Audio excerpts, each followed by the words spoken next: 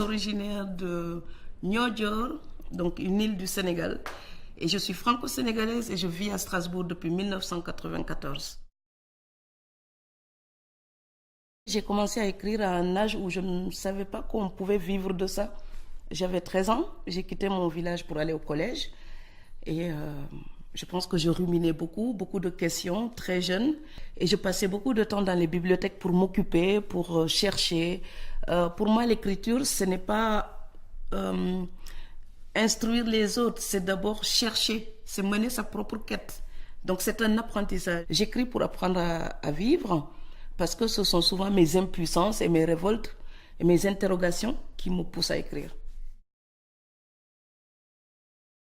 Dans ce quartier à Bruxelles, si je sors et j'observe vraiment la vie des gens, je suis sûre que bien raconter, ça peut intéresser des gens à Katmandou ou à Dakar.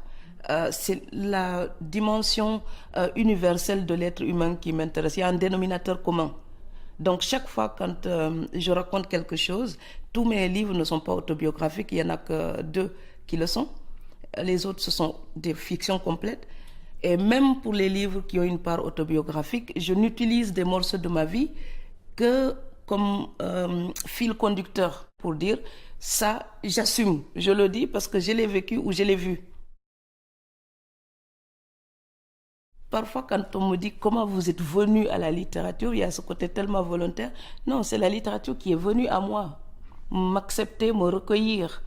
Donc déjà au Sénégal, je lisais des auteurs Balzac, Benoît Groult, Victor Hugo, John Steinbeck. Et je suis une étudiante, enfin j'étais étudiante en lettres modernes, donc j'ai pas de mérite, j'ai énormément lu. Tout ça vient vous ouvrir le monde. Je commence à écrire quand j'ai le sentiment que tel sujet me remplit vraiment. Non pas me remplit de certitude, mais me remplit de suffisamment de raisons pour commencer maintenant à construire une histoire, pour commencer une analyse, une réflexion. Mais il y a aussi la dimension, la part de création. Ce qui m'intéresse, ce n'est pas seulement vous raconter des histoires, c'est avec quels mots vous racontez des histoires, avec quelles images, avec quelle poésie, avec quelle musique. Donc raconter une histoire pour raconter une histoire. Vous savez, mon premier livre, c'était un recueil de nouvelles, La préférence nationale, une histoire de femme de ménage. Non mais honnêtement, si vous avez déjà vu un balai, une brosse et une femme qui nettoie, vous connaissez la vie des femmes de ménage.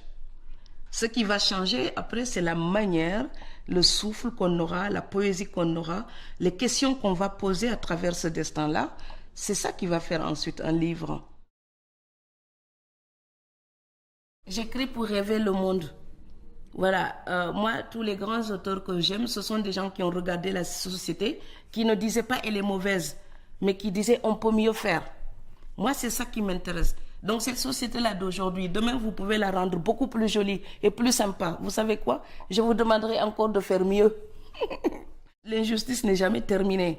Et tant qu'elle existera d'un côté comme de l'autre, de l'Atlantique ou de la Méditerranée, je me sentirai toujours interpellée. Donc en d'autres termes, j'ai une mauvaise nouvelle pour vous. Je n'ai pas fini de faire des livres et de vous embêter pour le reste de ma vie.